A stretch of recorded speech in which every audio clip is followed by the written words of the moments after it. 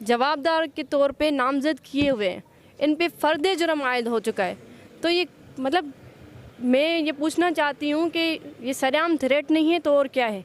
इन्होंने एक प्लानिंग की हुई है और उस प्लानिंग के तहत ये लोग मेहड़ में आकर, लास्ट टाइम भी आप सब ने देखा, इनकी स्पीच आपने पब्लिकली सुनी कि इन्होंने हमें थ्रेट किया, और इस बार भी इनकी यही प्लानिंग है ताकि, क्योंकि केस आप देखें कि शेड्यूल बन चुका है और ये प्री प्लान पूरा वाक़या करने के लिए डराया जाए, धमकाया जाए।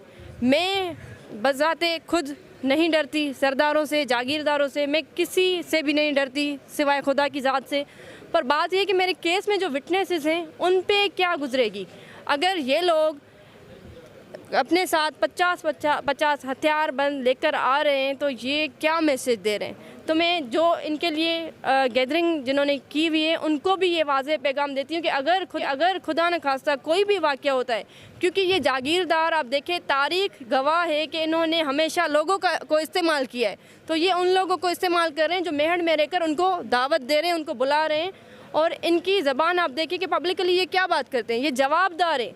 तो मैं आईजी सिंध पुलिस से भी ये दरख्वास्त करती हूँ और मैंने इन रिटन एप्लीकेशन अभी सबमिट की है, एसएसपी दादू को मैंने भेजी है, उनको बताया है जो भी खदशात हैं मैंने ज़ाहिर किए हैं। अब जो भी कुछ होता है खुदा कहना चाहती हूँ आईजी सिंध साहब को कि सिंध पुलिस ज़िम्मेदार होगी।